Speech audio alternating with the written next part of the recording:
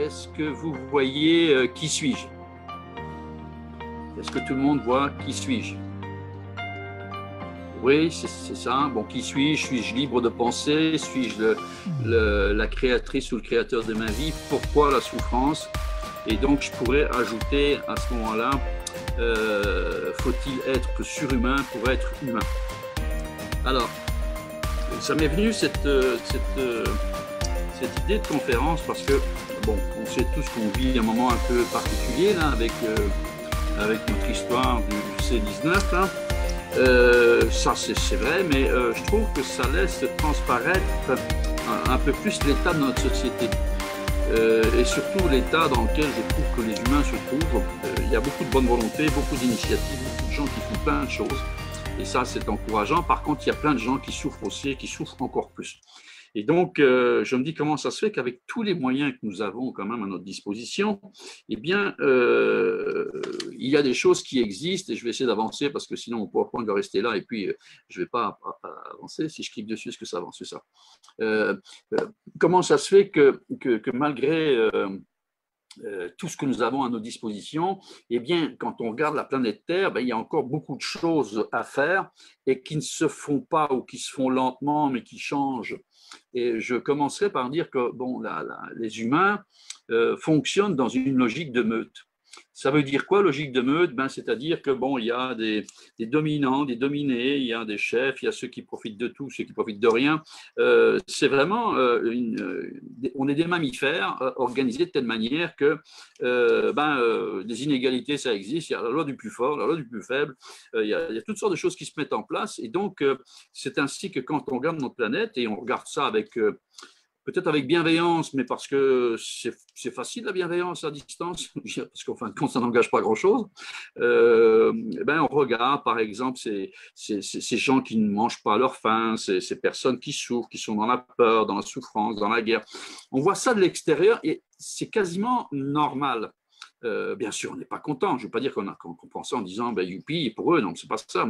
Mais l'humain que l'on est, eh bien, on s'est habitué à ça, parce que ça fait quand même des années que ça dure. Hein. Les guerres, ça ne date pas d'aujourd'hui et ça ne date pas d'avant-hier non plus. Si je pense qu'à l'époque des cavernes, c'était pareil aussi. Hein. On avait différents clans, sans doute, qui devaient se taper dessus de temps en temps. Et donc, bon appétit, au fait, genre, ça date de tout le temps. Donc, c'est quelque chose qui est inscrit en nous et je dirais que c'est inscrit depuis l'origine de l'univers. Je pense que si on regarde dans d'autres classes d'animaux, eh bien, c'est pareil. Hein. Il y a des batailles, il y a des guerres. On mange l'un, on mange l'autre parce qu'il faut survivre. Et aujourd'hui, nous, l'espèce humaine, qui se considérons un petit peu différentes, parce qu'on a une intelligence peut-être un peu différente, on a soi-disant une conscience qui est un peu différente, on est un peu détaché de ce qui se passe par rapport à ces animaux-là. Or, c'est une transmission, comme je disais, qui date depuis des millions d'années.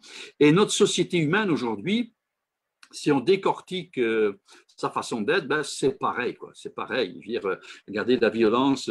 J'ai vu dernièrement un garçon qui s'est fait attaquer à 14 ans par 6 gars qui lui sont tombés dessus, qui l'ont battu. C'est sûr qu'on se révolte, on n'est pas d'accord avec ça, mais ça se passe, ça se passe. Il y a eu des gens qui l'ont attaqué, il y a eu 6 bonhommes qui l'ont attaqué. Donc, qu'est-ce qui se passe dans leur tête à eux? On n'est pas loin de l'animal, on n'est pas loin de prédateurs qui, tout d'un coup, décident de faire un coup. Donc, peu importe. Et c'est naturel chez eux. Je parle pas pour nous peut-être, mais pour eux, ça semble tout à fait naturel. Et je me dis, comment ça se fait qu'on est des humains quand même, et soi-disant avec le côté humanité que l'on peut avoir. Excusez-moi, il y a juste mon chat qui fait quelque chose. Voilà, c'est ça, parce qu'il est en train de me déchirer. J'ai un chat qui est en train de me déchirer ma table de massage.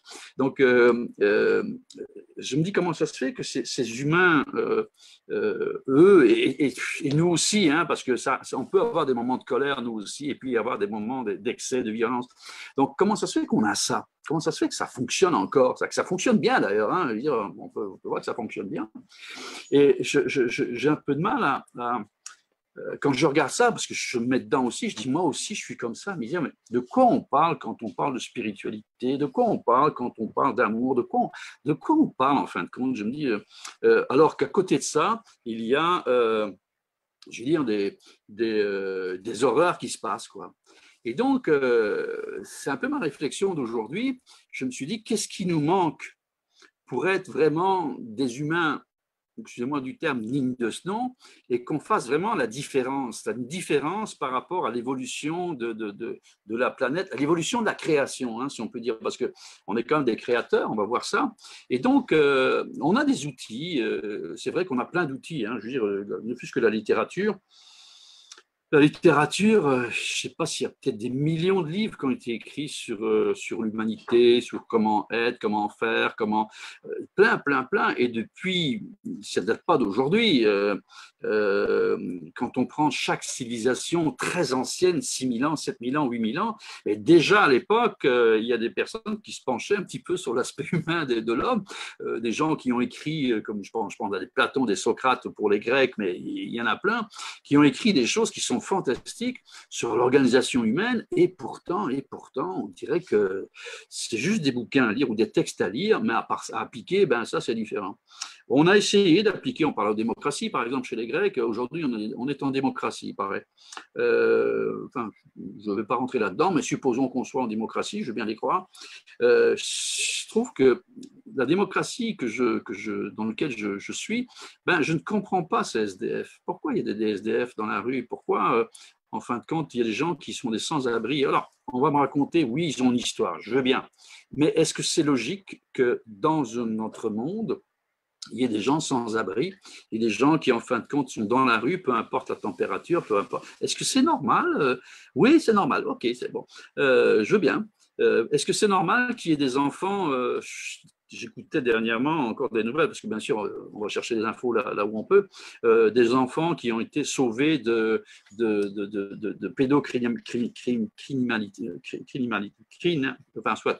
criminels, voilà. Est-ce que c'est normal, ça? C'est normal? Je me dis, bon, est-ce que c'est ça, l'humain que je suis? Est-ce que c'est ça l'humain qui voit et soi-disant la splendeur de la création, hein, si on se réfère au texte, on est quand même les derniers à avoir été créés, enfin les derniers dans le sens proche de notre divin Seigneur. Est-ce que c'est ça la création? Est-ce que c'est ça l'ultime but de la création, de créer une espèce d'être qui en fin de compte maltraite son congénère assez facilement pour des biens personnels, parce que ça rapporte pas mal d'argent. Bon, avec ça, il va pouvoir s'acheter ce qu'il veut. Bon, je suis un peu abasourdi de voir comment est-ce qu'on n'est pas si loin que ça, tout compte fait, si loin que ça. Et je dirais que peut-être que les animaux, enfin ceux qu'on appelle les animaux, sont peut-être plus évolués que nous quelque part, parce que je ne sais pas si ça existe, ce que les humains ont inventé, au point de vue des horreurs, hein, je parle des horreurs, parce qu'on est quand même pas mal. On est très créatif, hein, bon, je veux dire, c'est un point fort. Donc, mais créatif pour inventer ça, je me dis, j'ai l'impression qu'on est totalement déconnecté de tout ce que la nature a fait jusqu'à présent, avant l'humain. On est totalement déconnecté. C'est-à-dire que ce qui se passe en dehors de l'humain, on a l'impression que ça n'a aucune valeur. On a l'impression on n'a rien à apprendre, hein. Bon, on est au-dessus, c'est normal, on est au-dessus, c'est nous qui leur apportons la possibilité de continuer à vivre, hein. C'est pour vos ours polaires qui sont en train de disparaître à cause que la banquise fond. On va essayer de faire ce qu'on peut, on va essayer de créer un parc et puis on va en mettre une dizaine là-dedans, comme ça on va pouvoir peut-être perpétrer l'espèce, et au pire on va les empailler. Donc comme ça au moins on aura des modèles. Donc on est capable de faire ça, on fait ça très bien. Donc vous voyez un peu j'exagère un petit peu, hein, pardonnez-moi d'être parfois un petit peu cynique, mais je vais dire que bon bref. Et donc il y a l'humain en effet d'un côté, et puis il y a le reste du monde. Et dans l'humanité, il y a encore des sections, hein. Il n'y a pas l'humain global là, qui veut que le bien de l'humanité. Il y a là-dedans aussi, sous forme, parce qu'on est dans une meute, une forme pyramidale, il y a des grands chefs, des grands chefs. Il y a des grands chefs, et puis des grands chefs, et puis des grands sous-chefs, et ainsi de suite, ainsi de suite. Il y a toute une pyramide comme ça. Et si on pouvait dire que le haut de la pyramide met tout en place pour que le bas ou le sous-bas, etc., soit heureux, je dirais que c'est génial. Et c'est un petit peu peut-être ce qu'il y avait à l'origine, c'est qu'en fin de compte, ben, le chef était la personne qui dirigeait les gens à pouvoir être mieux. Hein. Dans les cavernes, il y avait sans doute un chef, et puis ben, on changeait peut-être d'endroit pour les nomades, pour aller dans un endroit meilleur, etc. Aujourd'hui, je ne sais plus. Je ne sais plus si la vocation du chef est toujours de penser au bien-être des gens qui le suivent, ou si c'est pour autre chose, c'est peut-être pour des besoins personnels ou comment dire, d'ambition personnelle, je ne sais plus. Franchement, je ne sais plus. Il y a heureusement, il y a des humains à travers toute l'histoire et là même la mythologie, parce qu'on peut parler de la mythologie, bon, des êtres qui, en fin de compte, oui, se sont levés pour le reste de l'humanité. Bon, je parle de termes plus présents, mais pour parler de Spartacus, je parle de Spartacus, qui est la révolte des esclaves. Si on vient aujourd'hui, des gens comme Martin Luther King, comme Gandhi, ce sont des gens quand même qui se lèvent pour, pas que pour eux, là, c'est pour le reste de leur communauté. Il y a des modèles comme ça, mais on dirait que ça ne tient pas la route. C'est-à-dire que ça inspire sur le moment, ça inspire un mouvement, mais après, à un moment donné, il y a un oubli qui se fait. Et bien sûr, on les garde dans l'histoire, hein, mais je veux dire qu'on ne retient pas l'histoire pour dire, attends, on a vécu ça, est-ce qu'on veut vivre encore ce qu'on a vécu avant, ou bien alors on va essayer de développer. Non, le chat, merci, j'ai un chat, non, c'était gentil, mais ce n'est pas le moment. Ah, excusez-moi, j'ai mon chat qui veut venir. Voilà, bon. Donc, disons que on ne retient pas l'histoire. C'est vrai que la conscience n'a pas de mémoire, hein, donc à part si on l'écrit, bon, on va le retenir, mais sinon la conscience n'a pas de mémoire. Et l'inconscient ne retient que ce qui l'intéresse, pas les bonnes choses. Il retient que les mauvaises choses. S'il y a un ours qui rentre dans une caverne, ça, il va retenir que dans cette caverne-là, il y a un ours. Si par contre vous rentrez, il y a des fleurs, ben, il ne retiendra pas les fleurs. C'est pas danger. Les fleurs ne vont pas vous attaquer. Enfin, des plantes carnivores peut-être là, mais si c'est des plantes carnivores, il va le retenir. Mais si c'est des belles petites fleurs, ben là, c'est pas son problème. Alors, la conscience que nous avons développée, ben, en fin de compte, si on regarde l'évolution de la société, elle ne sert qu'au développement de l'humain, de l'espèce humaine. C'est-à-dire que, bon, on a construit des protections, des maisons, des villes, des empires, etc. C'est toujours un développement très matériel. On a construit après des voitures, maintenant on fait des fusées, et bientôt on va pouvoir faire un tour dans l'espace une fin de semaine. Donc c'est toujours le matériel, et un petit peu le mental, mais très peu. Je veux dire que, peut-être bien que je rêve, je me dis comment ça se fait que nos facultés mentales ne sont pas développées au même sens que le matériel. Attendez un petit peu, je ne sais pas qui c'est. Voilà, il y a Amine qui veut rentrer, je ne sais pas qui c'est. Bon, voilà. Bonjour. Attendez un petit peu, qui c'est? Bonjour, l'audio. Bon, bref, on verra après. Donc, on n'a pas développé nos facultés, je veux dire, mentales, nos facultés physiologiques. On est resté. Il y a eu des sociétés qui sont restées secrètes et qui ont essayé d'initier vraiment les humains à quelque chose de supérieur, à quelque chose de différent, mais qui pouvait l'amener sur une compréhension de l'univers un peu différemment. Ces sociétés sont restées secrètes et on va le comprendre parce que on peut tout faire avec ce qu'on apprend. On peut très bien aller… bonjour Admin, il n'y a pas de caméra. Je ne sais pas si vous avez une caméra. Ok, bon, il n'y a pas de caméra. Donc, je ne sais pas si… Attends un petit peu, je crois qu'on essaie de me dire quelque chose. Le chat, on va aller voir le chat. Coucou, Mimi, c'est ça, c'est Mimi de Belgique. Bonjour Mimi.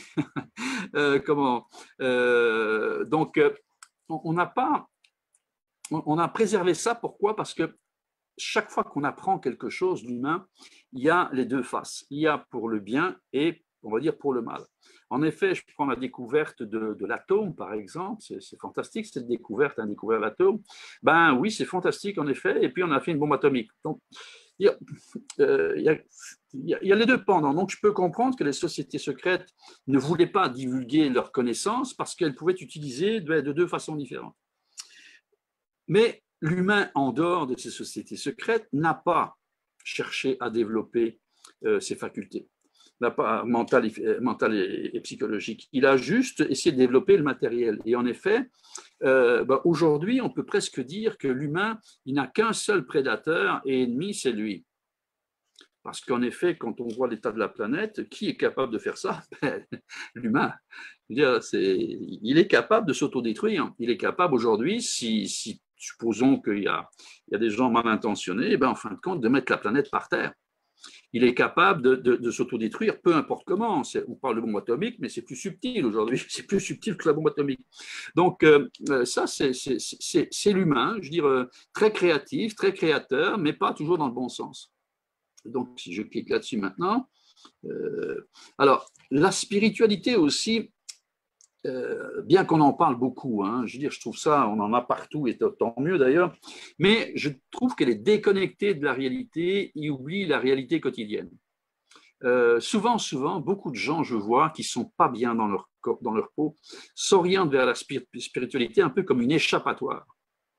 Or, la spiritualité, ce n'est pas une échappatoire. C'est quelque chose qui est bien plus que ça, parce que si on le considère juste pour échapper, qu'en fin de compte, on va parler aux anges, et que ça nous fait du bien de parler aux anges, parce que notre vie réelle est trop dure, ce n'est pas de la spiritualité pour moi, c'est juste une échappatoire. Ça ne me permet pas éventuellement d'aller vers quelque chose, je ne sais pas quoi, mais vers quelque chose. Donc, c'est une échappatoire. Et pendant ce temps-là, on oublie qu'on est dans la matière, et pendant qu'on est dans la matière, je veux dire, du fait qu'on ne se crée pas, on est créé par les autres. Les autres pensent à notre place, nous organisent. Et plus on est organisé, plus on se réfugie vers la spiritualité. Donc pour moi, ça ne va pas. La spiritualité devrait être une action libre parce que je veux aller vers et non pas parce que ça me fait sortir de ma tête. Alors, ce n'est pas toujours conscient, je veux dire. On n'est pas toujours dans la spiritualité d'échappatoire consciemment. C'est qu'on y va vraiment, on se sent tellement bien en parlant de ça, de rencontrer des gens qui parlent de ça, que pour finir, on oublie notre quotidien. Et notre quotidien, il est peut-être très dur parce que notre passé a été très dur, notre quotidien est très dur, notre présent est très dur. Donc, on va vers ça. Et ça, je veux dire que c'est juste des réactions, quand on parle en neurosciences, c'est juste des réactions qui vont juste vous apporter du bien-être dans votre corps. Mais c'est parce que c'est une création mentale qui vous amène du bien-être dans votre corps, mais pas dans la vie. C'est pas quelque chose qui va faire que la planète se transforme et faire que, bon, je veux dire, j'entends et je veux dire, j'espère qu'on va vers ça, que la planète se transforme et que la lumière arrive. Oui, je suis bien d'accord, ouais. Si je regarde les faits, moi, je vois pas ça. Si je regarde les faits, je vois que c'est de pire en pire. Ça, c'est mon point de vue. Mais c'est sûr qu'il y a des personnes j'entends, moi, la lumière est en train d'arriver, peu importe comment. Je veux dire... oui, c'est vrai que dans ce monde-là de spiritualité, la lumière est en train d'arriver. Mais c'est juste dans leur monde, moi je vois ça. Je ne vois pas ça dans le monde dans lequel moi je vis, le réel, non, je ne vois pas ça. Je reviens encore avec les SDF, quand on colle des tickets, enfin des tickets en Québec, c'est des PV pour les Français, c'est des amendes, quoi. Parce que c'est le couvre-feu, ils sont dehors, ils n'ont pas le droit d'être dehors. Enfin, je veux dire, expliquez-moi la lumière. C'est quoi la lumière? Moi, je ne comprends pas. Là. Pour moi, c'est pire qu'avant, parce qu'avant, il n'y avait pas de ticket pour rester dehors, il n'y avait pas de ticket, maintenant, c'est pire.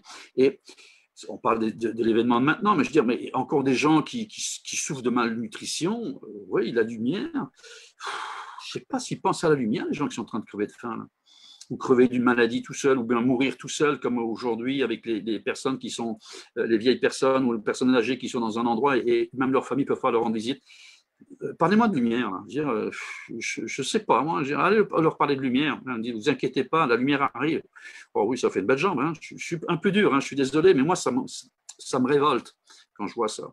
Et donc, oui, d'accord, il y a une certaine spiritualité, oui, on essaie d'aller vers, mais est-ce qu'on pourrait la mettre dans la matière, la spiritualité, faire en sorte que ces spiritualités agissent dans la matière? Je parle de matière, de ces gens-là, de ce SDF, de ces personnes. Est-ce qu'on pourrait la mettre dans la matière, que je puisse voir que, ah oui, c'est vrai que ça change, c'est vrai qu'avant ils étaient souffrants, maintenant ils sont en joie. Alors bien sûr, une spiritualité comme ça, je la veux.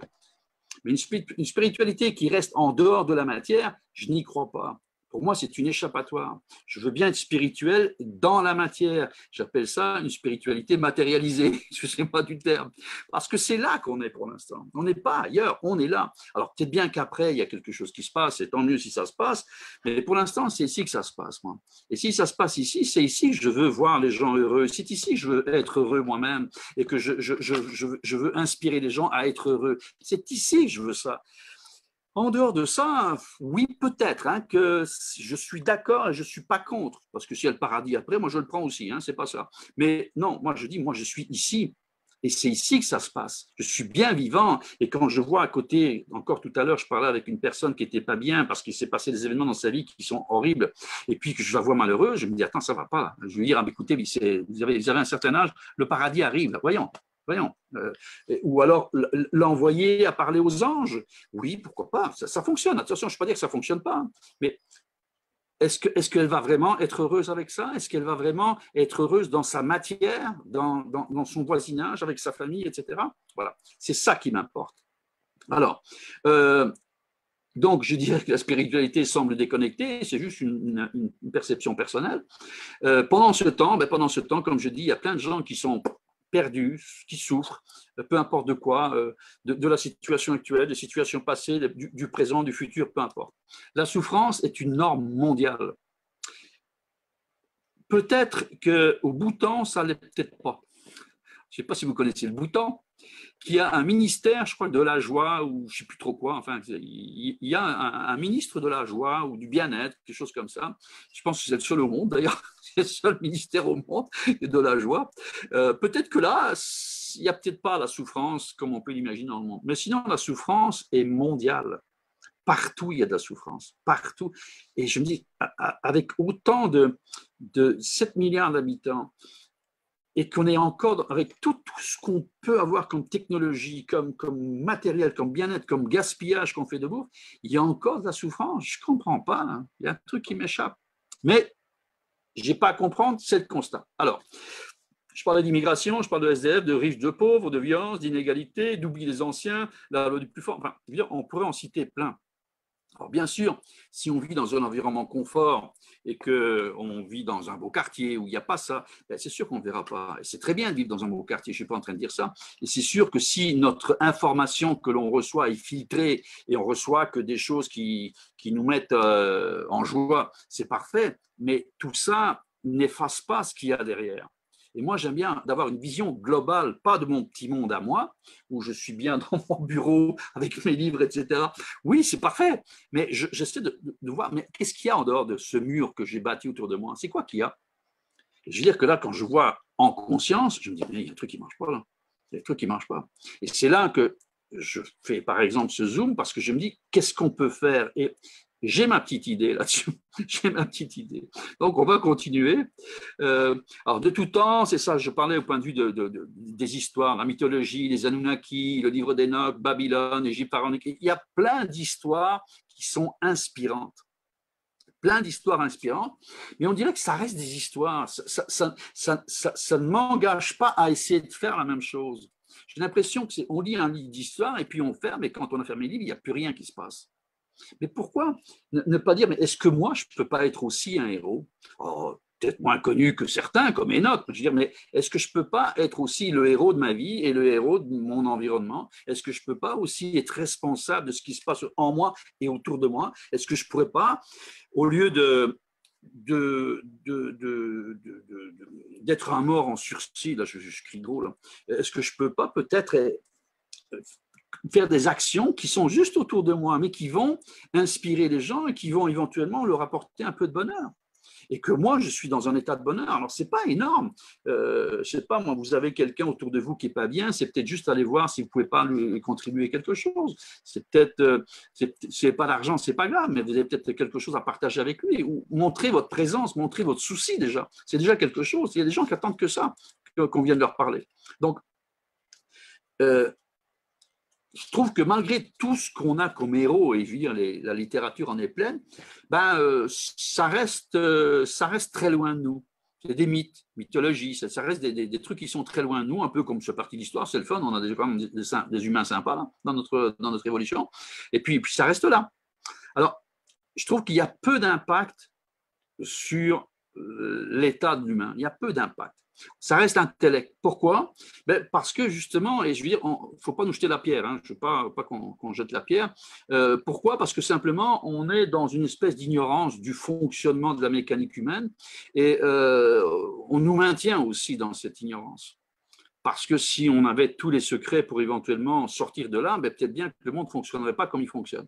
Et donc, il y a peut-être, je dis bien peut-être, une certaine catégorie, caste, enfin, on appelle ça, qui ne souhaite pas de changement, parce que pour elle, ça lui convient comme ça. Donc, à ce moment-là, quand je vois le système éducatif, peu importe dans quel pays, je veux dire que qu'est-ce qu'on nous apprend? Est-ce qu'on nous apprend à être heureux, pour commencer? Est-ce qu'on nous apprend à gérer nos émotions? Est-ce qu'on nous apprend à comprendre notre mécanique humaine, les réactions? Non, non, c'est histoire, géographie. Histoire, c'est bien parce que c'est le passé. Géographie, c'est bien de connaître sa géographie, c'est normal. On va prendre un peu de chimie, on va prendre un peu de français, parce qu'autant qu'on parle français sans faute, pas moi, hein, je vous le dis tout de suite. Mais bon, j'essaye, je fais des efforts. Ou alors apprendre, je sais pas moi, des choses qui sont, apprendre à compter. C'est sûr que quand je vais faire mes courses, il faut que je sache, je donne la monnaie, je dois savoir combien on me rembourse, ça me paraît normal. Mais en dehors de ça, est-ce qu'aux enfants, et on sait que de 0 à 7 ans, c'est crucial pour l'enfant, au point de vue de sa psychologie, au point de vue de sa façon d'être dans la vie. C'est là on parle des fameuses blessures de l'âme et que, en fin de compte, ce sont des structures. C'est là qu'il va se forger, rejet, abandon, humiliation, trahison, injustice. C'est là qu'il va former ses personnalités. Est-ce que là, on est en soutien avec lui pour l'aider à comprendre que c'est juste des réactions, que il est bien plus que ça. Non, ce qu'on fait, c'est qu'on laisse faire, éducation, mais à l'école primaire, on va apprendre d'abord à compter, etc. Donc, il n'y a pas de volonté de sortir l'humain de son ignorance. Il y a juste à lui faire des trucs mécaniques pour qu'il puisse faire tout ce qu'il a à faire, mais sans trop penser, par contre. Sans trop penser à lui, en plus, parce que bon, c'est pas le moment. Donc déjà, dans notre système éducatif presque mondial, je ne connais pas tout parce que je connais un peu la France, la Belgique et un peu le Canada, donc je ne connais pas tout. Le système éducatif, c'est vrai, j'ai ma fille qui maintenant est grande, qui est en Californie. Elle était au secondaire et elle rentre de son cours d'histoire. Elle me dit, papa, on voit l'Empire romain. Alors, moi, j'étais tout content en tant qu'Italien, n'est-ce pas? Et donc, OK, l'Empire romain. Et puis, je dis, super, qu'est-ce que tu vois? Bien, on est en train de voir les conquêtes, etc.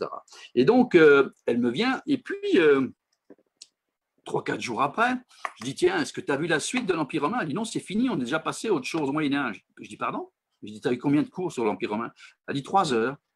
Alors, c'est un empire qui a 2000 ans au total, et puis sur 3 heures, on a tout résumé. Je dis, de quoi on parle? Alors, c'est sûr que tu as l'impression que tu connais l'Empire romain, mais il y a plein de choses dans l'Empire romain. Il n'y a pas que ses conquêtes, il y a plein de choses. Et voilà. Donc, je me dis, OK, là, on les maintient dans l'ignorance la plus totale, surtout pas comprendre qu'il y a eu des choses qui sont passées. Et donc, voilà. Et on a l'impression qu'on connaît, donc on nous maintient dans cette ignorance. Alors, est-il possible de changer cette fatalité? Je bégaye aujourd'hui. Oui, c'est possible. La seule difficulté, c'est que ça ne viendra pas d'ailleurs. Donc, ça ne viendra pas éventuellement d'un enseignement d'ailleurs. C'est vous qui devez faire l'effort d'apprendre. Et ça, ce n'est pas évident. Ce n'est pas évident parce qu'on a un sacré handicap, c'est la conscience. J'entends qu'on parle beaucoup de conscience. Je suis sûr que c'est quelque chose qui est très à la mode. L'élévation de conscience, la conscience, comment on appelle ça, absolue, enfin toutes sortes de conscience, c'est très à la mode. Mais la conscience a un paquet de défauts. Et pour devenir un surhumain, la conscience ne suffit pas. Elle ne suffit pas. Elle est très faible. Et on va voir pourquoi elle est faible, cette conscience. Attendez un petit peu. Je clique sur mon truc. Voilà. La conscience est très faible parce que, d'abord, elle brûle beaucoup d'énergie. Là, vous m'écoutez. Vous avez beaucoup d'efforts à faire pour m'écouter, donc vous brûlez beaucoup d'énergie. Pendant ce temps-là, votre système général fonctionne bien. Le cœur fonctionne, circulation sanguine, les poumons, division cellulaire, production de ci, production de là. Il y a 1 million de choses qui se passent dans votre corps dont vous ne ressentez pas les effets. Par contre, m'écouter, là, ça demande de la concentration. Qu'est-ce qu'il dit? Il parle trop vite, pas assez vite. Donc, ça brûle beaucoup d'énergie. Donc déjà, si ça brûle beaucoup d'énergie, on ne va pas pouvoir la faire fonctionner longtemps. En effet, pourquoi on va prendre l'air au bout de 2 heures de conférence? Parce qu'on n'en peut plus.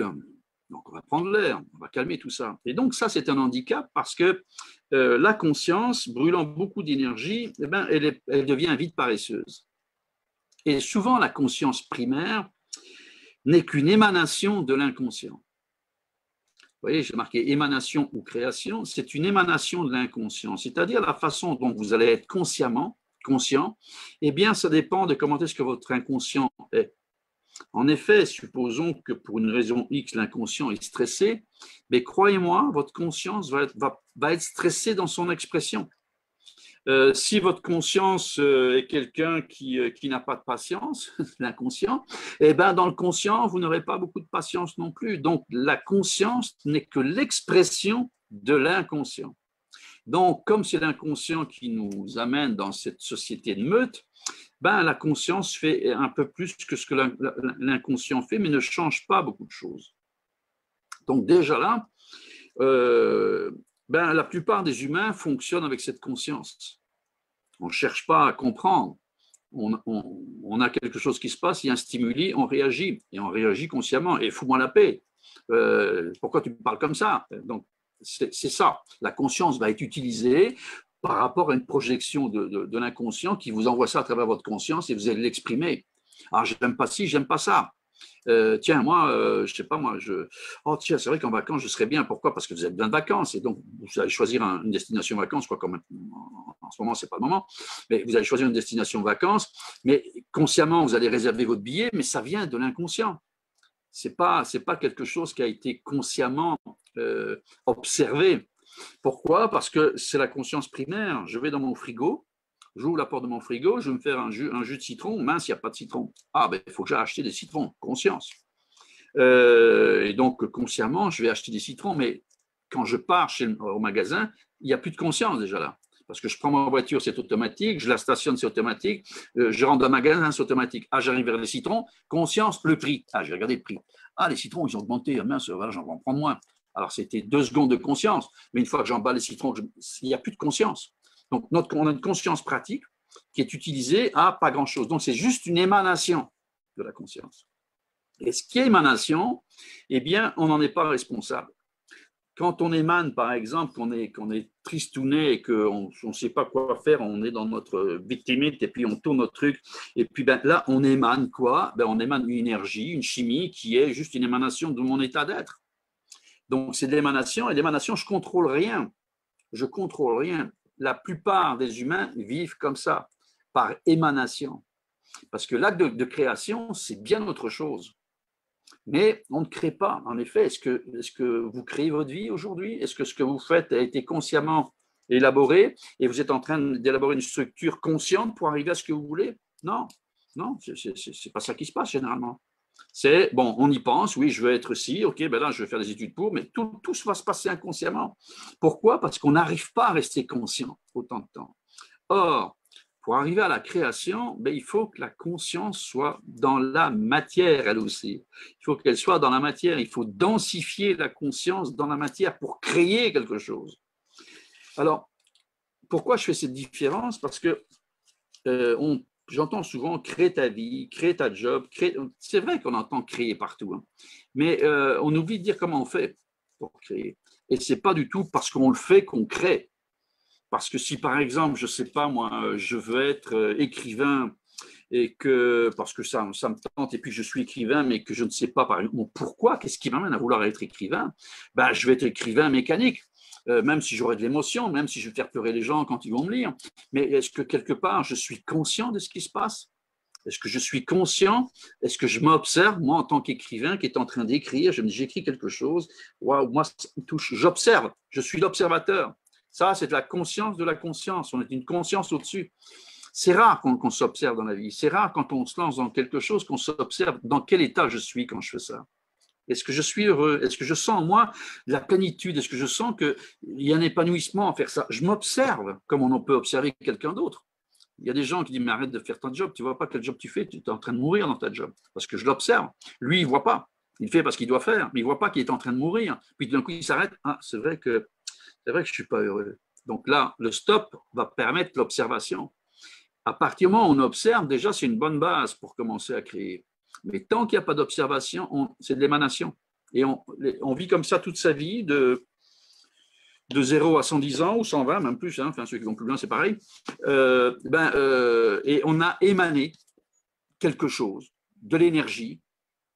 Et cette énergie-là, elle s'accumule. ce n'est pas parce qu'on est décédé que cette énergie-là disparaît. Elle s'accumule. Elle s'accumule sur notre planète.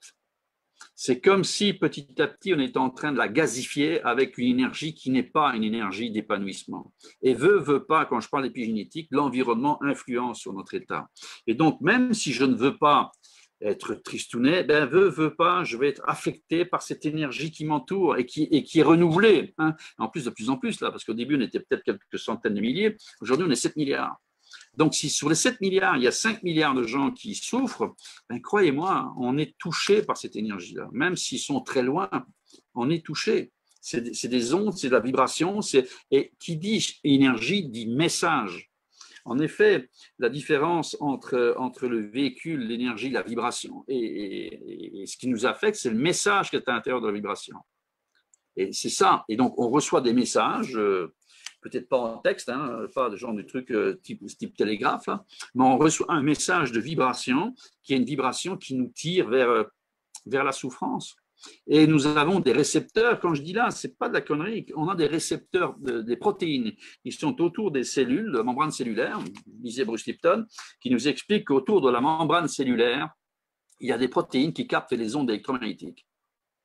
Vous croyez que l'homme de Cro-Magnon ou l'homme de Néandertal ou bien celui qui est dans la caverne a besoin de ça pour capter les ondes de téléphone? Il captait quoi? Il captait la vibration de son environnement. Et donc, nous, aujourd'hui, on n'est plus dans les cavernes, on a toujours ces protéines. C'est pour capter quoi? C'est pour capter la vibration de notre environnement. Est-ce que ça vous arrive d'être dans un endroit où, par exemple, vous vous sentez bien? Vous ne savez pas pourquoi. Hein, des lieux sacrés, par exemple, qui sont situés à des endroits bien particuliers. Vous rentrez dedans, vous sentez comme une espèce d'apaisement, de plénitude. Ou alors, par exemple, vous faites quelque chose avec des amis, et puis vous réunissez, vous vous tenez par la main, et là, vous vous regardez, et vous sentez bien. C'est quoi qui se passe? C'est de la vibration. C'est une bonne vibration. Donc, ça veut dire que ça fonctionne. Donc, quand on émane et qu'on ne sait pas ce qu'on émane, ben, ça fonctionne aussi. Peut-être pas dans le bon sens du terme, mais ça fonctionne aussi. Donc, pourquoi? Parce que ce n'est pas une création. On ne crée pas ça, on émane. La création, on va essayer. D'habitude, la création, quand on lit la Bible, c'est quand même quelque chose de fun. Hein. Il a créé le monde en 7 jours. Donc, c'est quand même quelque chose de plus agréable que de la souffrance. Alors, moi, j'ai mal lu, mais je n'ai pas lu dans les 7 jours ou dans les 6 jours qu'il avait créé une partie pour souffrir. En disant, bon, tiens, je crée la souffrance, comme ça, ben, tout le monde va en avoir. Hein. Je n'ai pas lu ça. Bref, ça c'est bon. Si vous avez lu ça, faites-moi signe. Bon, bref. Donc, ensuite, conscience et conscience avec un grand C. Ben non, c'est 2 C. J'aurais dû mettre un grand C, c'est pas grave. Alors, conscience, pourquoi j'avais mis, ici je vais mettre un grand C, mais il y a un petit C, parce qu'il y a conscience, comme je vous dis, celle qui me permet d'aller chercher des citrons quand je n'en ai plus dans le frigo, et puis la conscience avec un grand C, qui est celle qui observe ce qui se passe. Qui observe ce qui se passe et qui va me permettre de modifier les choses, de rentrer en action. C'est la conscience de la conscience. Donc, ce n'est pas celle qui me sert au citron, c'est celle qui va me dire, tiens, tu n'as pas de citron, ok, qu'est-ce que tu fais maintenant? Ben, je vais aller chercher des citrons, ok. Elle a observé une situation et je trouve une solution à la situation. Donc, si on observe le monde qui nous entoure avec toute la souffrance, ben, on a besoin de la conscience, parce que la conscience qui dit, il y a plein de gens qui souffrent, c'est très bien, mais ça ne change rien du tout. Donc, maintenant, moi, en conscience, c'est quoi que je veux faire pour que ça change? C'est quoi que je peux faire à mon niveau pour que ça change?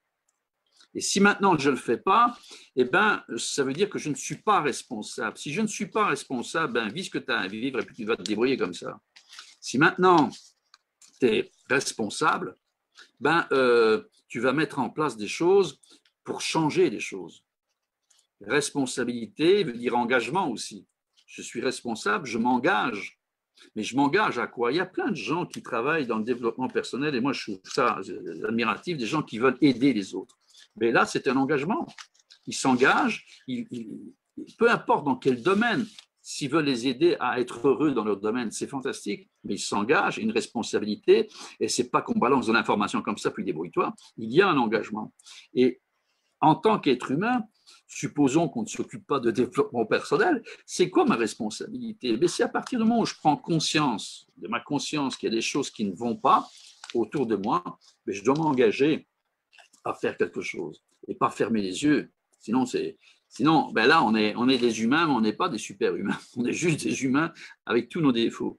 Alors, il y a exister et exister. En effet, quand on est dans l'émanation, on existe avec un petit e, parce que oui, la matière est là, mais on n'existe pas dans la vie. Pourquoi? Parce que pour exister, ben, il faut que notre inconscient ait pris la dimension qu'on existe. Ça veut dire quoi? Dans l'inconscient, à quoi sert l'inconscient d'abord? Ben, l'inconscient, il a trois fonctions principales. C'est d'abord la première, c'est la survie. Donc, il faut survivre hein, avec tous les dangers. La deuxième, c'est la réparation. En effet, quand on est blessé, ça répare pas mal. Et puis la troisième, c'est la prolongation de l'espèce. Donc ça, ce sont ces trois fonctions. Il n'y a aucune fonction pour que l'on soit heureux, bien dans sa peau, épanoui. Il n'y a pas de fonction. Donc, ce qui veut dire que si on existe en matière et qu'on se laisse totalement diriger par l'inconscient, ben, on existe, oui, mais enfin, c'est juste je veux dire, très secondaire. Très secondaire. Maintenant, si on existe par la création et non pas par l'émanation, là, on existe, c'est la conscience qui existe et non pas l'inconscient. Et là, c'est là que les changements sont possibles. C'est là que le monde meilleur qu'on veut créer, qu'on va le rendre possible. Si on reste dans l'émanation, ben c'est comme on vit pour l'instant depuis des milliers d'années, ben on peut encore vivre comme ça pendant des milliers d'années. Et donc, c'est sûr que ça demande un effort. Parce qu'on parle de conscience, comme j'ai dit, la conscience brûle beaucoup d'énergie, elle n'a pas de mémoire. Qu'est-ce que j'ai dit il y a 12 minutes? Je ne m'en souviens pas. L'inconscient, il connaît depuis le Big Bang comment ça s'est passé. Donc, il a une mémoire phénoménale. Et je dirais qu'il y a peut-être des choses qui sont passées dans ma vie, donc je ne pense même pas. Il suffit qu'il y ait un événement qui se présente, mon inconscient me ressort ma blessure, entre guillemets, de ce que j'ai vécu il y a 40 ans. C'est illico. Il a tout ça. Que moi, ben, ce qui s'est passé à 40 ans en conscience, moi, je ne sais pas, là, oui, plus ou moins, je peux vous raconter une petite histoire, là, mais quelque part, je ne sais pas. Donc, la conscience n'a pas de mémoire, et pourtant, elle doit transformer. Donc, c'est par l'utilisation de la mémoire d'une façon quotidienne, la conscience d'une façon quotidienne, que là, vous allez entraîner comme un muscle. Vous voulez courir de 100 mètres, vous voulez être un champion de 100 mètres, ben, écoutez, commencez déjà par marcher. Hein, et puis, ben, ça va faire qu'à force de vous entraîner, ben, vous allez peut-être devenir un champion de 100 mètres. Mais par l'entraînement, ce n'est pas inné. La conscience est totalement innée. Il n'y a pas d'effort à faire pour être en inconscient. On est toujours en inconscient. C'est inné, c'est quelque chose qu'on n'a pas d'effort à faire. Donc, comme on est les humains, le travail, ils aiment ça, mais pas trop quand même, parce que c'est fatigant. Ben, l'inconscient, il n'y a aucune fatigue, ça se fait tout seul. Donc, vous voyez un peu la distorsion. Alors, on continue. Alors, l'émotion est moi, la perception est moi, la croyance est moi, la situation est moi, l'ego est moi, la douleur est moi. Alors, pourquoi je parle de ça? Parce que quand on a une émotion, ben, ça fait partie de nous. Hein, l'émotion, on va parler d'une émotion de tristesse, pas une émotion de joie, parce que ça, j'en veux bien, tous les jours et chaque instant. C'est l'émotion de tristesse, par exemple. Ben, il arrive quelque chose de désagréable. On est touché, on est blessé, qu'est-ce qui se passe généralement? C'est que cette émotion va s'incruster, va prendre racine. Pourquoi? Alors, ce n'est pas par elle-même. C'est nous qu'allons faire prendre racine l'émotion, parce que l'émotion en elle-même, il n'y a pas de crochet pour entrer là. Il n'y a pas de petit appareil pour rentrer en vous et puis s'attacher à votre colonne vertébrale. Non, il n'y a pas ça. C'est nous qu'allons faire en sorte qu'elle rentre en nous et qu'elle reste dans notre corps. Pourquoi? Je prends un exemple. Alors, je vais prendre un exemple bateau, là, que tout le monde va comprendre. J'ai ma blonde qui vient de me quitter parce qu'elle m'a trompé, elle est partie avec un autre gars, etc.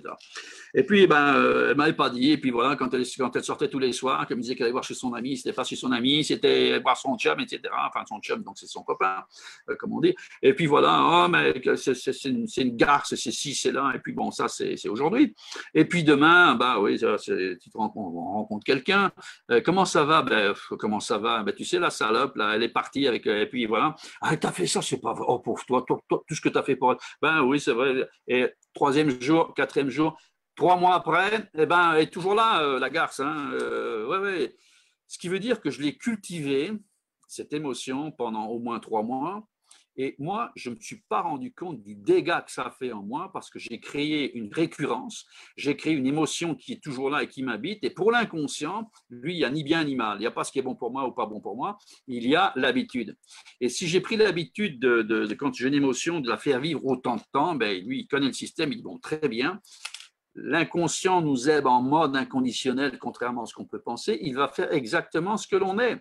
Si cette émotion-là, vous l'avez fait durer, et je ne cherche pas à savoir pourquoi, 3 semaines, 1 mois, 3 mois, eh bien, vous inquiétez pas, la prochaine, ça va être pareil. Et donc, il va la tenir. Et donc, vous allez avoir un paquet, parce qu'on n'a qu'un sac d'émotions, un sac rempli d'un tas de vieilles émotions qui sont en train de pourrir, mais ce n'est pas grave, ça vit quand même dans votre corps, et qui fait que pour finir, vous avez un sac tellement lourd que vous n'avancez plus. Parce que vous tirez ce sac derrière vous, et puis vous essayez d'avancer. Ça ne marche pas. C'est ce qu'on fait avec les émotions. Et donc, à ce moment-là, notre vie, ben, ça devient dur. Parce qu'il n'y a pas qu'un moment désagréable dans notre vie, il y en a plusieurs. Et donc, on a rempli dans le sac, on a un sac qu'on ne peut plus, qu'on tire comme on peut. Et puis, en fin de compte, on n'avance plus. Et on a 50 ans, et puis on dit, ma vie, c'était de la merde. Ben oui, c'est sûr, on traîne de la merde depuis 50 ans.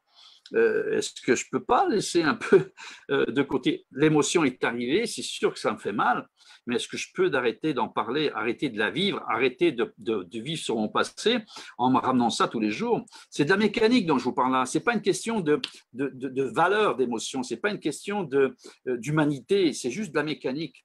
Si mécaniquement, je repense à une émotion qui m'a fait mal pendant tout un temps, eh bien, mécaniquement, elle s'inscrit en moi, donc elle vit en moi. C'est de la mécanique. Je ne sais pas si c'est le mot mécanique, c'est juste de la mécanique, c'est parce que ça fonctionne comme ça.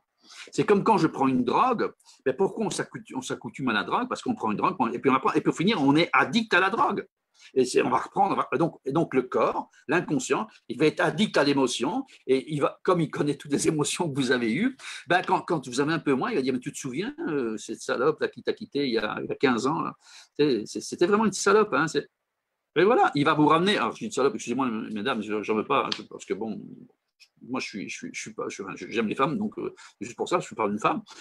Donc, je suis addict à ma souffrance. Et comme j'ai plein de munitions pour être souffrant, ben, mon inconscient n'a qu'à choisir. Et puis, ben, je vais rencontrer quelqu'un qui est nouveau. Je dis, mais attends, méfie-toi, elles sont toutes pareilles, là. Ils sont toutes pareilles. Donc, ça va être pareil, là. Et donc, déjà, je ne suis pas en train de souffrir, je suis déjà en train de m'arranger ma prochaine souffrance. Je suis en train de m'arranger, et puis voilà. Et bien sûr, ça va mal se passer, parce que je veux dire, avec une attitude comme ça, vous n'allez pas aller bien loin. Mais vous allez, ouais, j'avais raison. J'avais dit que c'était tout pareil. Regarde, ben oui, alors, je m'organise pour souffrir. Enfin, l'inconscient. Donc, mon émotion, c'est une information. On a un tas d'outils. On n'est pas une émotion. On n'est pas une perception non plus. Une perception, c'est une perception. On n'est pas une croyance. On n'est pas une situation. On n'est pas un ego. Comme l'ego, il en prend toujours plein la tête. Mais pourquoi il en prend plein la tête, l'ego? Heureusement que j'ai un ego pour vous parler, qui me fait que je bouge mes mains quand je vous parle, que je vais rire, que je vais avoir du sarcasme. C'est ça mon ego. Ben merci mon ego. Mais par contre, je ne suis pas mon ego. Hein, des gens qui vont dire, moi je connais beaucoup de choses, d'un coup ils ont la tête qui enfle, et puis ils ont l'impression de tout connaître. Ben oui, là ça va plus, là, parce que là il est devenu lui son ego aussi. Puis il va dire, ah je suis brillant, moi je suis vraiment brillant, attends, moi je suis brillant, et puis demain, moi je me sens super brillant, et puis dans un mois je vais être super brillant, j'ai une tête comme ça, puis je passe plus dans l'écran, c'est normal. Et si c'est une vie, imaginez-vous, hein, faut des écrans multiples là-bas à ce moment-là. Donc c'est ça qui se passe, c'est qu'on devient quelque chose qu'on n'est pas. La douleur, c'est vrai que ça me fait mal quand j'ai une émotion qui me fait mal. Mais si je cultive ça, ça devient de la souffrance. La douleur me dit, j'aime pas. Mais si je le cultive et que dans 2 mois, je suis toujours en peine parce que ma blonde m'a quitté, ben je cultive de la souffrance. Alors, si tout le monde se met à faire... Et c'est comme ça qu'on vit en général. Hein. Je connais peu d'humains qui fonctionnent différemment. Donc, c'est comme ça. Donc, ce qui veut dire qu'on est enfermé dans ce qui se passe. Et on devient ce qui se passe. On devient ce qui se passe. Ce que je pense, moi, c'est qu'on n'est pas tout ça. Et donc, on est quelque chose de... Alors, je me dis, qu'est-ce qu'on est? Que suis-je? Un qui ou un quoi ou encore un rien du tout, rien du tout, un rien de tout ça. Moi, je pense qu'on est bien plus que ça. Et c'est ça qui fait la force de l'humain dans sa compréhension, c'est qu'on est bien plus que ça. Alors, qu'est-ce qu'on est? Je vous laisse l'attitude de penser ce que vous voulez, une âme, une énergie, une étincelle, ce que vous voulez. Mais on est bien plus que ça. Et ce bien plus que ça, il n'y a pas de souffrance. Il y a quelque chose de supérieur à ça. Il y a quelque chose de bien plus fort et qui nous rend bien plus puissants. Donc, c'est vers ça qu'on doit aller. Alors, je dis, je ne mets pas de définition, je ne mets pas de qualificatif, hein, mais si je suis dans cet état-là et que je ne fais rien pour sortir de là, ben tant pis pour moi. Tant pis pour moi, c'est comme ça, c'est comme ça. Mais si maintenant je me dis, bon, ok, si je peux aller vers autre chose, et moi j'appelle ça l'amour, hein, bon, c'est peut-être bateau pour vous ou pas, ben ok, pourquoi? Parce que l'amour me fait beaucoup de bien quand j'y pense. Beaucoup de bien. Et quand je parle de l'amour, c'est d'abord l'amour de moi. C'est bien sûr l'amour de l'humanité. J'aimerais ça. Et j'y pense, mais je veux dire, c'est l'amour de moi. Et quand je parle d'amour de moi, il n'y a pas de violence, il n'y a pas de souffrance, il n'y a pas d'attitude une émotion qui va me peiner. Non, c'est de l'amour de moi. C'est quelque chose qui me fait du bien. Alors, je vais me rendre compte que j'existe et que je fais des choses dans ma vie matérielle, des actions qui me font du bien. Quand je dis, par exemple, le matin, je me fais un café et que je prends conscience que je suis en train de faire un geste pour moi et que ce café que je vois couler dans une tasse en verre, ça me fait du bien, que je prends conscience que ça me fait du bien et que je le fais pour moi, ben merci Giulio.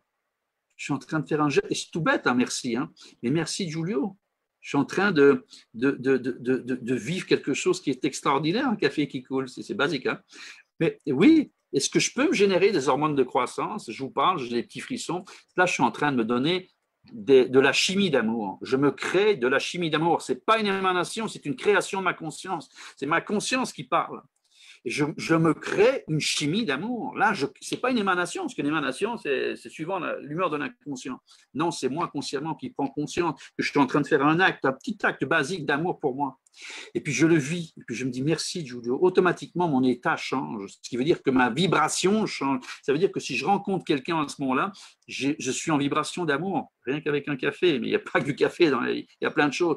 Et qu'est-ce qui se passe? C'est que la personne qui est à côté de vous, même si vous ne lui dites pas ce qui se passe en vous, ces petites cellules avec ces protéines qui captent les ondes électromagnétiques vont capter ça. Et donc pour elle, c'est de l'information qui rentre dans la cellule, qui peuvent modifier son comportement. Et puis, il n'y a pas que ça, il y a plein de choses. Je veux dire, par exemple, souvent je dis, quand je vais sous la douche, ça me fait plaisir. Pourquoi? Parce que, j'ai acheté des shampoings, et là, il est temps que j'achète le coiffeur. Mais bon, avec la pandémie, ce n'est pas évident. J'ai acheté des shampoings, c'est des shampoings que je choisis. Je regarde ce qu'il y a dessus.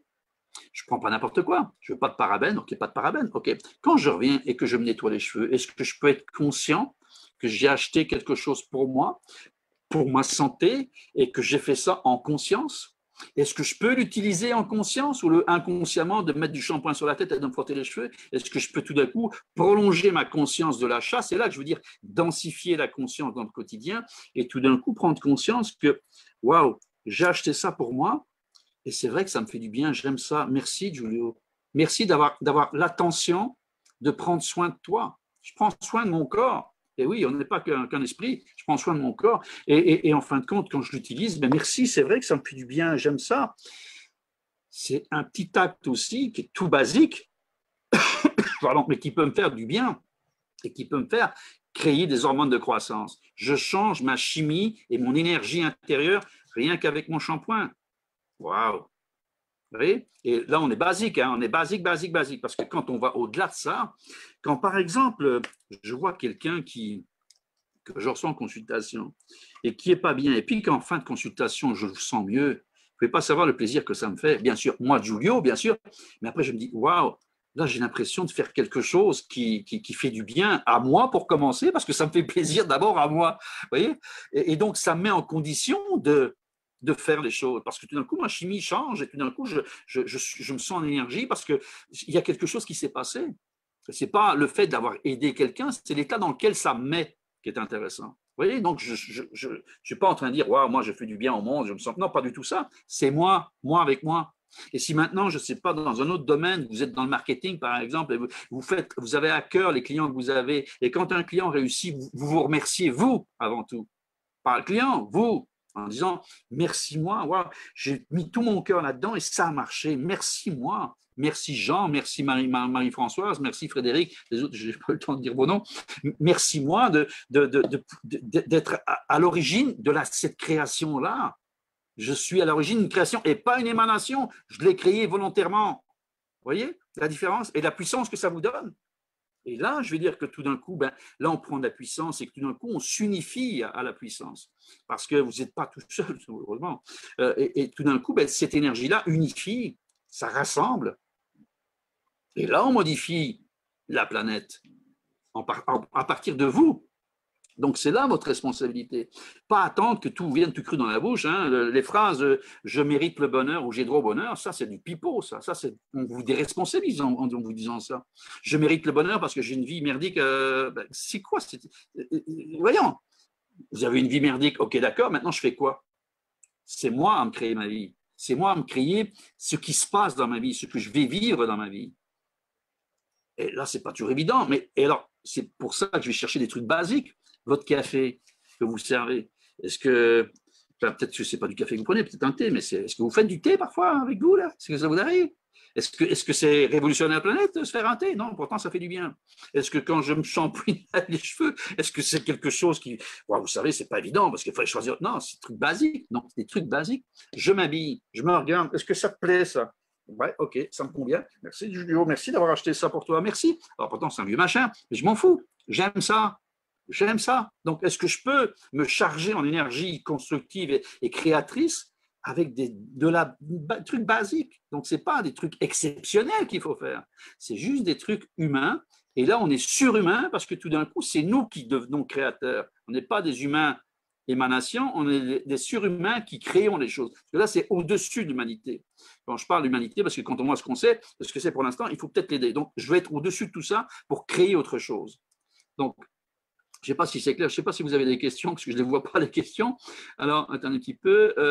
Donc, comment utiliser sa conscience? Un peu comme je vous dis déjà. Alors, pourquoi la conscience n'est pas à la hauteur? Ça arrive aussi. Tout simplement parce qu'on l'utilise dans lequel elle n'a aucune puissance. Vous savez, on parle d'élévation de conscience, c'est bien beau, mais ce n'est pas de l'élévation de conscience, c'est de l'utilisation de la conscience. Élévation de conscience, ça fait du bien à l'ego, excusez-moi, parce que, bon, élévation de conscience, on voit en effet dans la pyramide, je suis en train de m'élever dans la pyramide, je suis en train d'arriver vers le sommet. Ça, on est dans l'ancien système. Il n'y a pas de sommet. Il n'y a pas de sommet. Il n'y a pas de pyramide. Il n'y a pas le fait d'arriver moi au-dessus et les autres en dessous. Non, il y a l'unité.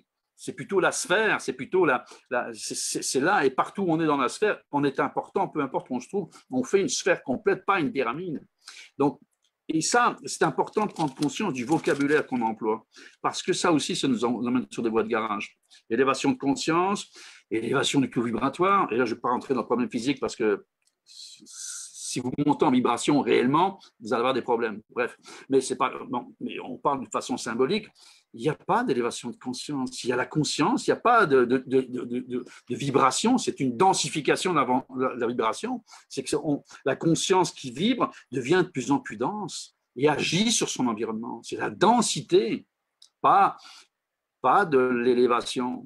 Si ça fait plaisir, peut-être bien, mais moi, je pense plutôt à la conscience dans mon quotidien. Je parle de mon café, je vous parlais de mes lectures, je pourrais parler d'un tas de choses qui sont dans mon quotidien et qui me font plaisir et qui me chargent en énergie, qui me dit que j'ai l'impression d'exister. D'exister, mais en conscience. J'essaye. Et je veux dire que j'ai plein de défauts. Hein. Ça n'enlève pas les défauts. Mais bon, disons que ça densifie. Et là, tout d'un coup, je dirais que je suis dans mon état, dans la matière. Et je me dis, bon, je ne suis pas en train de faire une mission ou quoi que ce soit. Je suis juste dans la matière dans laquelle je rends conscience. Voilà. Ce n'est pas une question de mission de vie. Ça aussi, mission de vie. Quelle mission de vie? Est-ce qu'un arbre a une mission de vie? Est-ce qu'un arbre se dit, moi je dois pousser, puis je dois faire des feuilles, et puis je dois faire des fruits? Il pousse, c'est tout. Il fait des feuilles, il fait des fruits. La nature fonctionne comme ça. Alors nous, on veut fonctionner différemment? Ouais, ok, d'accord. Ok, je peux comprendre. Je peux comprendre qu'on se pose des questions quant à ce qu'on veut faire, ça oui. Mais si vous êtes en amour avec vous-même, vous allez savoir qu'est-ce que vous voulez faire. Parce que quand on aime quelqu'un, généralement, on sait ce qu'il veut. C'est quand on l'aime pas qu'on ne sait pas ce qu'il veut. On suppose que. Mais quand on est en amour avec quelqu'un et que vraiment on partage cet amour, ben on sait ce qu'il aime, on sait ce qu'il n'aime pas, on sait ce qu'il veut faire, on sait ce qu'il ne veut pas faire, on le sait. Parce que c'est naturel, parce que l'échange se fait. On sent quand l'autre vibre par rapport à une activité, on sent quand il ne vibre pas par rapport à une activité. Donc on sait. Donc il n'y a pas besoin de savoir ta mission.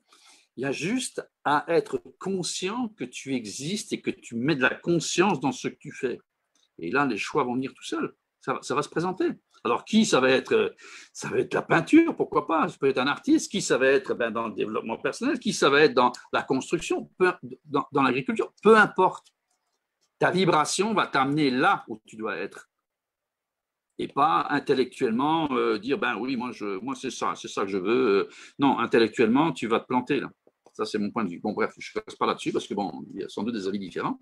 Alors, c'est pour ça que je dis que la conscience n'est pas à la hauteur parce que ce n'est pas suffisant.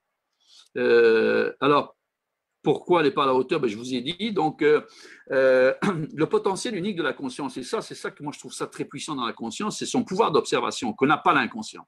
L'inconscient, il réagit.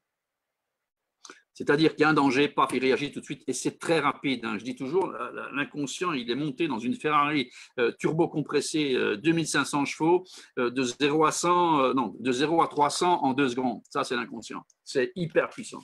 Ma conscience, je suis monté sur un âne avec mon petit bâton et j'essaie d'organiser ma vie en arrivant avant l'inconscient sur la ligne d'arrivée. Et là, c'est pas gagné parce qu'un âne, c'est pas rapide. Même turbo-compressé, un âne, c'est pas rapide. Donc, ce qui veut dire que pourtant, je vais devoir arriver le premier si je veux organiser ma vie en conscience. Pourquoi? Parce que je peux observer, je peux créer à partir de rien. Je prends l'exemple de la création même d'un artiste qui achète des pots de peinture. OK? 4 pots de peinture. Il a des pinceaux. Croyez-moi, la peinture n'est pas dans les pots de peinture, je vous l'affirme. Le dessin n'est pas dans les pots de peinture. C'est le gars qui va prendre le pinceau et qui va créer quelque chose à partir des pots de peinture. Et si moi je crée et que vous créez, ça va être 2 choses totalement différentes. On est capable de créer quelque chose à partir de rien. OK? L'inconscient ne crée pas à partir de rien. Lui, il crée à partir de ce qu'il connaît et il associe. Il associe. Si vous allez dans un bois, vous avez rencontré un ours, ben, croyez-moi, quand vous allez dans un autre bois, c'est pas sûr que vous allez vous sentir à l'aise. Et donc, il va associer. Il va dire, attention, va dans un bois avec un fusil. OK, vous allez acheter un fusil, là, ça va mieux. Et puis, manque de bol, c'était pas un ours qu'il y avait, c'était un dinosaure. Et vous avez beau tirer dessus, ben, le dinosaure, il vous a amoché. Et ben, un prochain coup, vous allez avec un canon. Donc, il va associer les choses. Donc, bon, ça, c'est l'inconscient. En plus, l'expérience a besoin d'un observateur pour exister. Pourquoi lire autant d'ouvrages ne sert pas à grand-chose? Parce qu'il n'y a pas d'expérience. C'est juste de l'intellect. On lit des choses, on les comprend, on est bien content. Et moi, j'étais le premier d'ailleurs à bien comprendre. Et j'étais très heureux. Je croyais que ça allait changer ma vie. Ça n'a rien changé du tout. Et j'étais heureux de lire et de comprendre des ouvrages bien compliqués. Vous savez, des trucs très compliqués. Je me dis, waouh, j'ai compris ça, moi. Et puis, ouais, j'étais content là. J'étais vraiment content. Mais ça ne changeait pas grand-chose dans ma vie. Mais pourtant, j'avais l'impression d'avoir compris. Donc, ça flattait quelque chose. Je ne sais pas quoi, peut-être quelque chose. Et donc, quand j'ai commencé à vivre les expériences, là, ça a changé les choses. Quand j'ai commencé à appliquer ce que j'avais compris, en essayant de les appliquer tels que je les avais compris, ben là, je sentais qu'il y avait quelque chose de différent. Et ma conscience était l'observatrice de ça. Comment j'étais avant et comment je suis aujourd'hui. Il faut un observateur, mais c'est vous l'observateur. Donc, il faut observer ce qui se passe de telle manière que ça rentre dans le corps. Et plus vous allez observer, plus vous allez pouvoir corriger les choses. C'est comme quand on apprend à conduire. Si vous ne faites pas attention à comment vous conduisez, quand vous apprenez à conduire, ben, ce n'est pas sûr que vous allez savoir apprendre à conduire. C'est parce qu'aujourd'hui, j'ai compris, il faut faire attention. On n'appuie pas sur le frein et l'accélérateur en même temps. Ah, je n'ai pas compris ça. Et bon, ben, si vous comprenez ça pour la prochaine fois, ça va déjà aller mieux. Donc, qu'on n'appuie pas sur les 2 pédales en même temps. Donc, c'est l'observation qui va vous rendre comme ça. Quand je tourne à gauche, ben, je mets mon clignotant à gauche. OK, parce que là, hier, je l'ai mis à droite et ça ne marchait pas. J'ai failli me faire rentrer dedans par la voiture qui était derrière. Ben oui, j'ai observé, donc je corrige des choses. par l'expérience. Parce qu'aujourd'hui, j'ai conduit et figurez-vous, je tournais à gauche avec mon clignotant à gauche. Waouh, c'est bien ça. Là, vous êtes en train d'évoluer et de mettre de la conscience dans votre quotidien. C'est la conscience qui me fait corriger. Et puis, qu'est-ce qui va se passer? C'est que j'ai élaboré un état d'être où là, je suis en joie permanente, tout est bien construit. Et qui va appliquer ça? Tenez-vous bien, c'est l'inconscient, pas ma conscience, elle n'est pas capable. Et l'inconscient, c'est comme une habitude, j'apprends à conduire, j'apprends à lire, j'apprends à courir, j'apprends à sauter en parachute, j'apprends mais il prend ça et c'est un truc en plus, il s'en fout. Et par contre, si je l'ai bien appris, comment est-ce qu'il doit réagir pour me mettre en état de bonheur et de joie, mais croyez-moi, lui, il sait faire ça.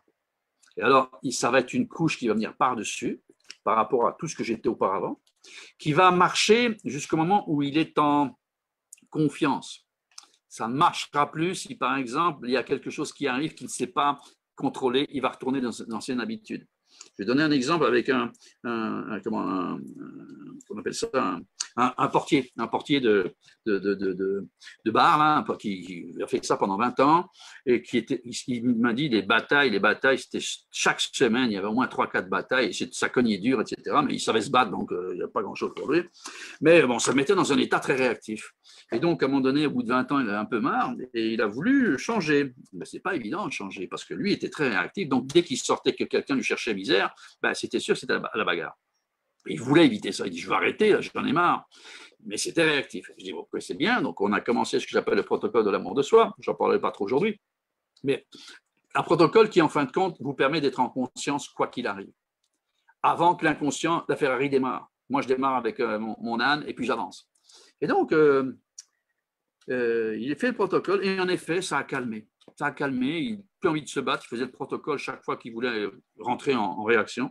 Très content. Et puis, je l'appelle il n'y a pas longtemps, en 2019, pas longtemps, quand même 2 ans, 2019, et puis je dis, tiens, il voulait un soin pour les jambes, et puis je dis, comment ça va le protocole? Et il me dit, oh, ça va bien, il dit, moi, j'en ai plus besoin, il dit, moi, je suis en paix. Je dis, tu ne sais pas, dans ton inconscient, jusqu'où ça peut aller pour qu'il réagisse, qu'il ait peur, et qu'en fin de compte, comme il est très rapide, il va chercher quelque chose qu'il connaît, donc c'est-à-dire la violence. Il me dit non, ok, bon, donne le soin, et puis quelques mois, il me rappelle, il me dit, Giulio, il faut que je te parle. Je dis, oui, qu'est-ce qui se passe?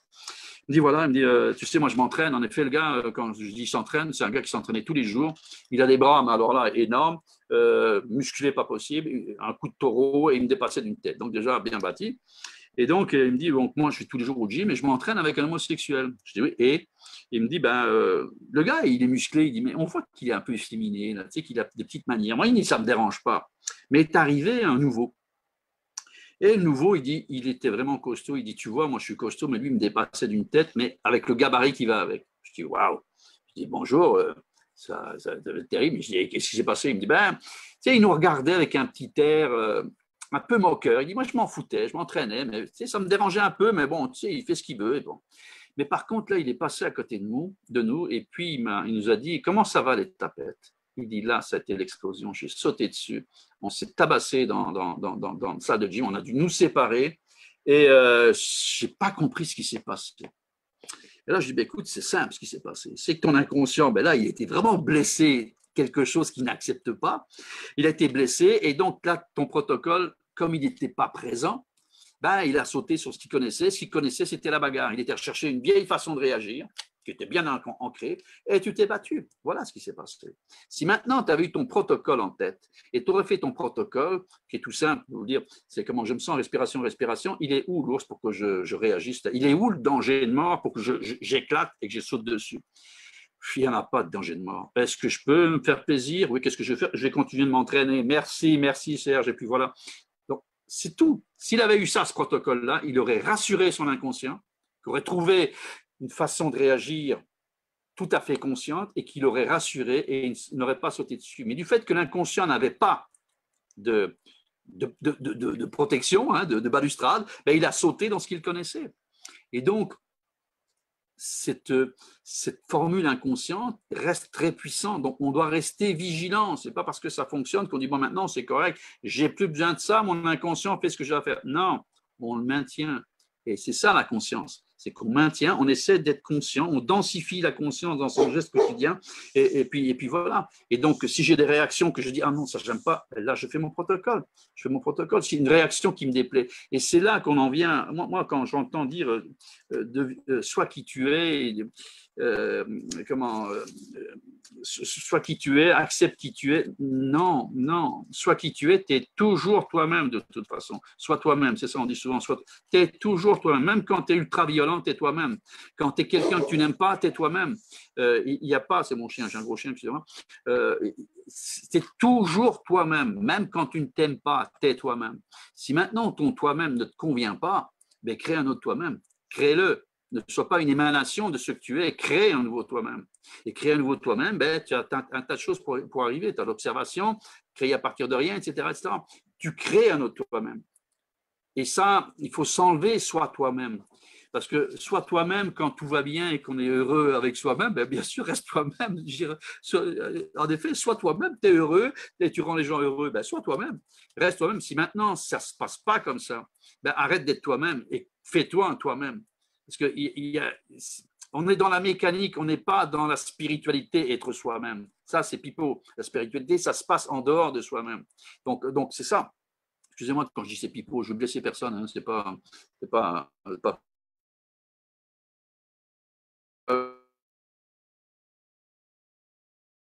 voilà qui je veux être. Et c'est pas être une autre personnalité, c'est juste être différemment. Être différent et faire en sorte que dans mes actions, je vais aimer ce que je fais. Je vais être en amour avec moi-même. Ça va correspondre à mon intégrité. Ça va correspondre à mes valeurs. Ça va correspondre à ce que je souhaite être dans la vie pour moi-même et pour le reste de l'humanité, parce qu'on est tous unis. Il ne faut pas oublier ça, on est tous unis. Donc voilà. Alors, je ne sais pas si c'est clair pour vous, je ne vois pas vos questions. Donc, exister, c'est ça, c'est exister en conscience versus exister en inconscience. C'est ça la différence qui est énorme. C'est matérialiser la conscience par la densification, par les actions, qui au début, il faut y penser. C'est vrai que c'est fatigant d'y penser. Mais quand la conscience aura fait, et tout d'un coup, c'est l'inconscient qui prend ça, et pour lui, c'est léger, il travaille en multitâche, et tout d'un coup, il va vous mettre en conscience, en multitâche. Waouh! Et c'est là que je pense que tout est possible, que le surhumain qu'on va être un humain qui va modifier le monde, qui va changer le monde. Ça, j'y crois. Et tous en même temps, ça va se faire. Mais par contre, il faut passer par là, sinon l'espèce humaine est en voie de disparition, comme j'ai écrit l'Homo sapiens, là, qui est une race en voie de disparition. Parce que l'Homo sapiens, ça va, j'ai compris. Maintenant, j'ai dit l'Homo conscientus, excusez-moi du terme, c'est ça, c'est l'humain conscient et qui va faire en sorte que, en conscience, oui, je vais changer le monde, en conscience. Et je vais utiliser cette force qui n'est pas très, très forte, c'est la conscience, et je vais faire en sorte que cette conscience universelle qui existe, je la réintègre et que je sois la conscience universelle. Je prenne le pouvoir de cette conscience universelle, la puissance de création de cette conscience universelle. Et j'oriente la conscience.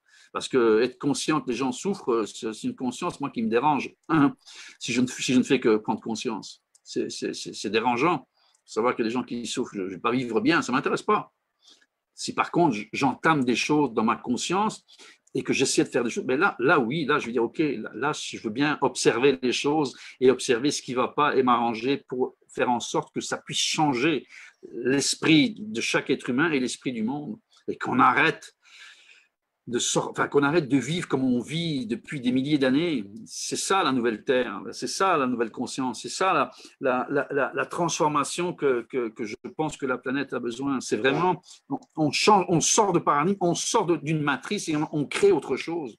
Et on crée d'abord à partir de soi. À partir de vous, à partir de ce que vous êtes, à partir de l'amour de soi. Quand on s'aime, on ne peut pas être agressif vis-à-vis des autres, parce qu'on s'aime, c'est de l'amour. Donc, on ne peut pas, tout d'un coup, pour moi, je vais m'aimer avec les autres, je vais être agressif. Ça ne marche pas. Ça ne fit pas. On ne peut pas être les deux en même temps. Mais par contre, on peut être amour avec moi-même. Je sais ce que c'est. Donc, je rencontre quelqu'un, c'est amour aussi. C'est ça qui va se passer. Et l'autre qui est en amour avec lui, donc, vous voyez un petit peu ce qu'on crée comme synergie, comme énergie, comme message qui va être véhiculé dans l'énergie. c'est là que je crois à la transformation de notre société. Et que bon, ben, bientôt, tout ce qu'on voit ne sera plus que dans le passé de l'humanité qui tout d'un coup s'est transformée et passé à un autre niveau. Alors que ça soit par peu importe quoi en spiritualité, je veux bien tout, mais je veux dire par action surtout. Donc l'émanation incontrôlée des émotions, action-réaction, ben là c'est ce qu'on vit. Moi je crois à la création consciente dans les circuits de l'inconscient chimique et énergétique. C'est-à-dire qu'il faut mettre un nouveau programme dans et non pas reprogrammer, là, parce que les anciens trucs de l'inconscient, il va les garder. C'est une création consciente qui va s'intersticer dans les circuits énergétiques et chimiques de notre inconscient. Et là, c'est fabuleux. C'est vraiment, c'est là que la puissance existe, que toute la puissance de transformation de notre société existe. Je suis en conscience créatrice ou créateur de joie, d'amour, de compassion, de bienveillance, de partage et d'unité. Et là, je vais dire, ça fait du bien. Moi, ça me fait du bien de penser que ça puisse exister. Ça me fait du bien de dire que oui, on va être des surhumains et on va être des surhumains qui vont faire en sorte que tous les humains de la Terre vivent ça. On est capable, on a la puissance. C'est une question maintenant peut-être de volonté, ça c'est possible, de volonté et d'utilisation des outils tels qu'on doit les utiliser et non pas comme on croit qu'on doit les utiliser. Et ça, peu importe les civilisations, les religions, je ne rentre pas là-dedans. Vous savez, je suis contre rien du tout. Je suis contre rien du tout. Ça ne m'intéresse pas d'être contre. Je suis par contre pour essayer de créer autre chose. Ça, oui, de créer autre chose. Mais être contre, non merci. Là, ça, je reste dans le système en étant contre. Non, je pense qu'il est possible de créer autre chose. Ensemble, vous et moi, et puis les autres. Parce que, bon, voilà, c'est ça. Et ça, j'y crois. Et donc, c'est ce que je voulais vous transmettre un peu aujourd'hui comme message par rapport à ce qui se passe, par rapport à ce que chacun aspire. Alors, il y a peut-être des questions, je vais juste regarder parce que je vois que j'ai 42 commentaires, je ne sais pas ce que c'est les commentaires, chat un petit peu, j'essaie d'aller voir, un petit peu.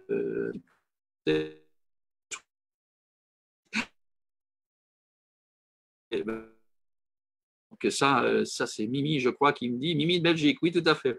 Alors, il y a Bastien qui dit que l'humain est un destructeur. Alors, Bastien, je suis bien, je ne vais pas dire content, mais je suis bien d'accord avec toi quand l'humain est destructeur.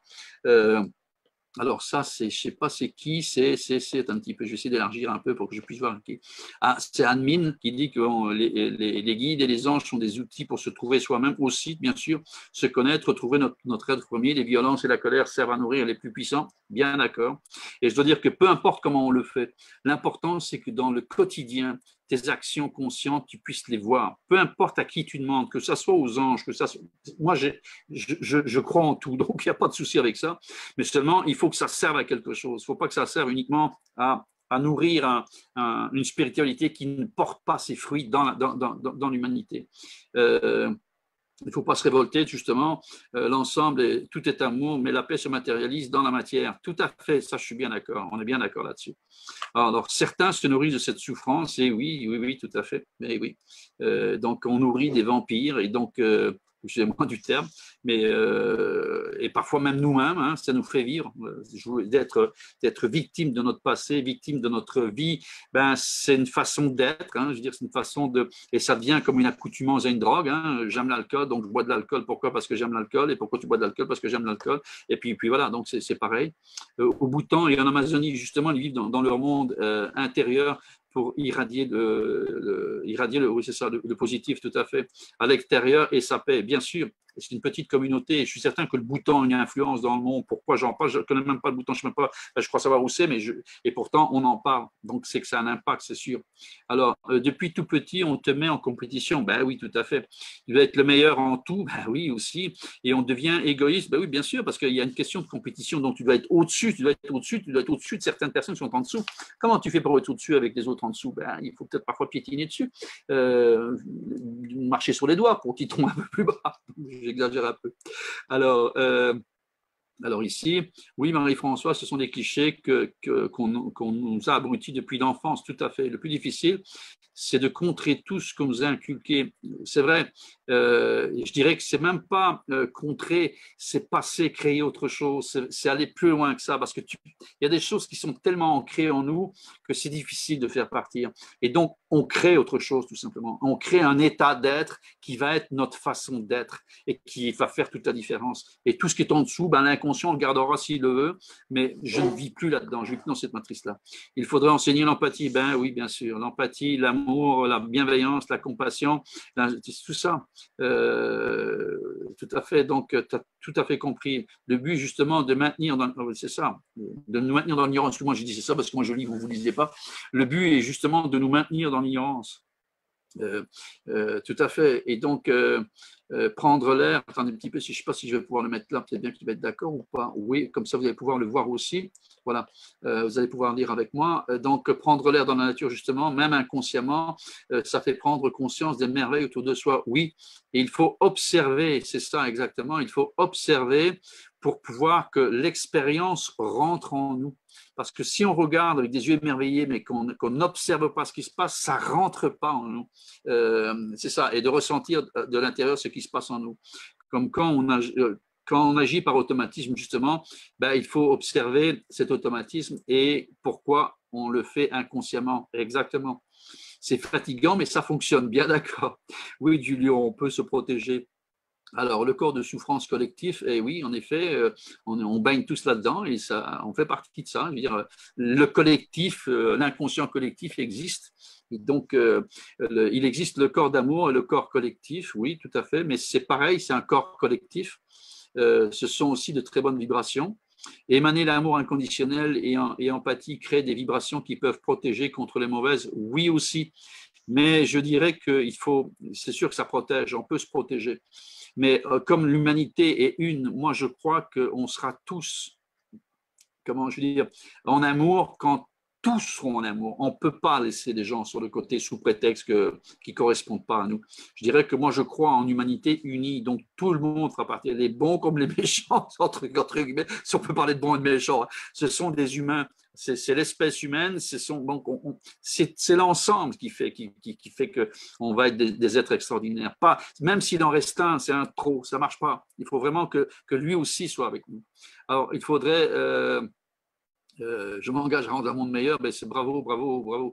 Alors, je ne sais pas qui a. Ah, c'est Mimi, je crois, hein, c'est admin, je pense que c'est ça.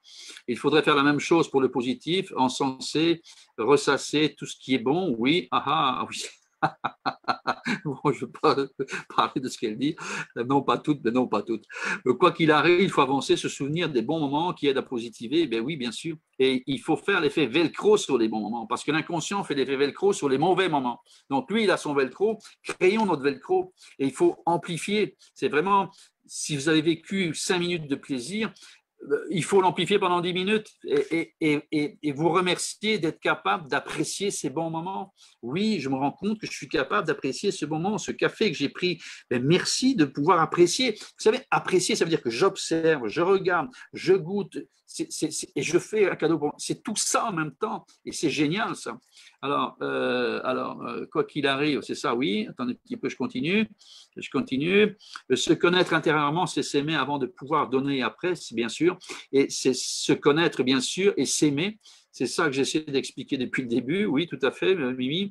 Chimie d'amour, chimie et énergie d'amour, c'est ce que beaucoup essaient de faire pour contrer les mauvaises vibrations. Ce n'est pas une vogue pour le moment, c'est une prise de conscience collective et ça marche et c'est puissant. C'est sûr. Et comme je disais, je ne veux rien contrer du tout. C'est une perte d'énergie. Je veux juste créer quelque chose qui est suffisamment puissant pour ne plus que cette puissance-là soit altérée par ce qui se passe à l'extérieur. Ça n'a aucune espèce d'importance. Je continue à œuvrer de telle manière que moi, voilà comment je vois la vie. Et c'est ça qui m'intéresse. Alors qu'il y ait des gens qui ne sont pas comme moi et que la vibration, on va considérer comme négative, ouais, d'accord. Mais ce sont des humains. Ce sont des humains aussi. Donc, j'aimerais qu'eux aussi soient en amour avec eux. Parce que s'ils agissent comme ça, ils ne sont pas en amour avec eux. Ils sont en amour avec autre chose, mais l'argent ou le pouvoir ou ce qu'on veut. Mais ils ne sont pas en amour en tant qu'humains. Et donc, moi, ce que je veux, c'est inspirer, respirer, expirer. C'est inspirer que tout d'un coup, je veux dire, on va être 7 milliards à vivre avec cette inspiration d'amour. Imaginez-vous qu'est-ce que ça pourrait être, c'est fabuleux. Et je l'imagine parce que ça me fait du bien de l'imaginer, parce que ça me crée des hormones de croissance, excusez-moi, d'imaginer qu'on pourrait être comme ça. Et on a besoin de ces hormones de croissance, cette chimie, cette énergie de croissance pour continuer à œuvrer. Alors, dans le présent, dans le passé, pas dans l'avenir. Dans le présent, c'est là que ça se passe, tout à fait, c'est là qu'on vit. On parle de la même chose avec des mots différents, mais tu parles comme ceux qui s'unissent pour aider le monde. Ben, j'essaie au mieux. C'est pas tout moi. Il me plaît petite transformation autour de moi et que ça agit. Voilà, c'est bon. Alors, oui, chacun est responsable. Oui, chacun est le créateur. Oui, merci. Bastien, augmenter son pourcentage de présence avec soi. Ben oui, tout à fait, tout à fait. Et c'est vrai qu'on vit avec soi et parfois on ne sait même pas qu'on est là. Je veux dire, on passe la journée, on ne sait même pas qu'on a passé la journée avec soi. C'est comme si on n'était pas là quelque part. Et ça, c'est dommage parce que, par exemple, je ne sais pas, ne fût-ce que prendre des notes, lire un livre. Lire un livre, c'est vous qui lisez le livre. Est-ce que vous pouvez dire, waouh, je suis en train de prendre conscience que je suis en train de dire ça et est-ce que j'aime ça? Oui, j'aime ça en plus. Merci de prendre le temps, Giulio. Merci de prendre le temps de lire quelque chose qui passionne et qui fait que ça va sans doute éloigner pouvoir peut-être partager. Merci Giulio, ou pas. Mais c'est ça. Donc, merci Giulio, je suis en train de lire quelque chose qui me transforme, veut pas. Même si je dis 4 lignes, c'est 4 lignes qui, quelque part, par expérience, parce que je vais les vivre, me transforment. Alors, peut-être pas grand-chose, mais on s'en fout. Le tout, c'est d'aller vers, aller vers. Une fois qu'on y sera, ça sera autre chose. Alors, l'arbre peut nous régénérer aussi, tout à fait, oui, oui, oui, tout à fait. Oui, je crée des peintures à partir de ce que je ressens. Parfait, oui. Si ton chien aboie, c'est que tu dis oui, écoute, je ne sais pas, c'est possible parce qu'on a beaucoup de relations avec mon chien, on est très, très, très, très liés. Il acquiesce, c'est tout ce que tu dis, l'amour de soi, de l'humanité, ça, c'est ce qui sauvera le monde pour abolir les souffrances d'autrui. Je pense aussi, je pense que chacun a son mot à dire et chacun, on est tous là pour essayer d'avancer. J'y crois aussi, tu as déjà créé le village Néo-Gaïa, tout à fait, oui, on est en train de créer ça. Oui, créons.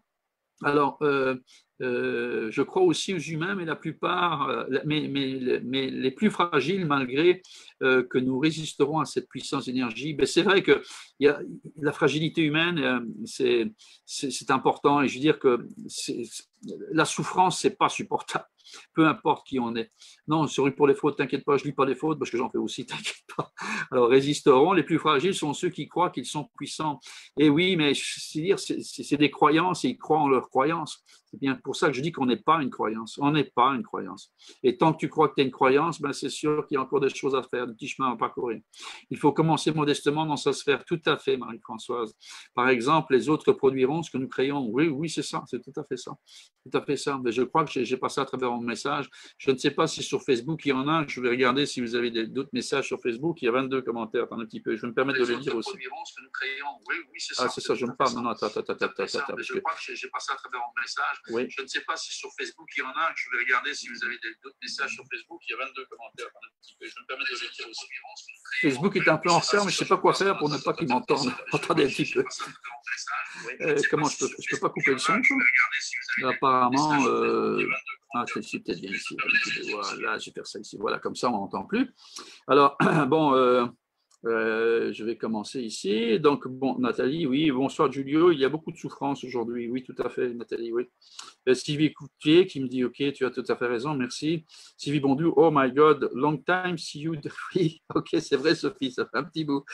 Comment ça va? Ça va bien, comme tu peux le voir. Alors, il y a aussi beaucoup de pessimisme, de pensée négative. Où est la joie? Ben oui, c'est par habitude qu'on pense négatif. Hein. C'est pour ça, désolé, je vais manger, je regarderai la suite, il n'y a pas de souci. Alors, Haïfa, alors elle a écrit quelque chose, mais par contre, je crois que c'est du tunisien ou de l'arabe. Et moi, désolé, je ne lis pas tout en arabe. Je ne lis pas tout, je ne lis pas du tout, même pas. Mais j'essaierai de traduire tout à l'heure. Natacha qui dit merci, je suis en observation et le mental est très fort. Je suis en réaction face à tout ce qui me se passe présentement un gros cocktail d'émotions, tout à fait, tout à fait. Et c'est très, très pénible de vivre ça. Christelle, merci beaucoup, Julio, fabuleux, merci. Sylvie Blanchet, de toute façon, ce qui nous dérange chez les autres, ce sont des trucs à régler à l'intérieur de nous-mêmes, souvent, Sylvie, oui, tout à fait. Alors, Sylvie Saint-Laurent, bon, ok. À chaque jour, je me joins à un groupe pour méditer, augmenter la lumière autour de nous. Ben, bien sûr, ça fait du bien. C'est toutes des petites actions qui permettent de favoriser le développement de notre état. Et je dirais que par contre, et là, je finirai par ça, c'est que j'entends que pour être bien heureux, c'est l'histoire de toute une vie. Non, no way pour moi. Non, moi je veux être heureux ici et maintenant.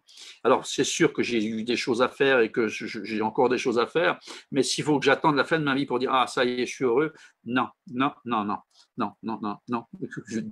je répète encore non, c'est ici et maintenant et je fais tout en place parce que moi aussi j'ai une vie, moi aussi j'ai des choses qui vont pas, mais j'essaie de rester dans ma sphère d'amour. Et je vous dis, je n'ai pas toujours un caractère facile, mais je reviens toujours à ça parce qu'il faut revenir. Et là, je me sens bien. Je me sens mieux maintenant que je l'étais il y a 20 ans. Il y a 20 ans, je me posais beaucoup de questions. J'étais en souffrance. Parce que moi, c'est structure d'injustice et de trahison. Donc, je trouvais que j'étais trahi. Je trouvais que c'était injuste. Je trouvais beaucoup de choses comme ça qui me rendaient une vie impossible. Et donc, là, aujourd'hui, je ne sais plus ça. Et heureusement, merci. Donc, ça fait un petit bout. C'est sûr que je travaille encore. Hein. Je suis avec vous, je travaille encore. Et croyez-moi, j'ai pris des notes, j'ai écrit des notes, etc. tout à l'heure pour dire qu'est-ce que je vais dire. C'est ça, mais qu'est-ce qu'il veut dire je travaille toujours tout ça. Mais je suis pas prêt à rentrer dans une grotte à méditer et puis plus rien manger. Non, ça, ce serait drôle pour moi, plus rien manger, ça marche pas. J'ai encore un bon appétit, je suis encore gourmand. Donc voilà, donc c'est ça que je voulais vous partager. Si vous avez des questions, n'hésitez pas encore sur Facebook pour encore m'écrire, je vous répondrai.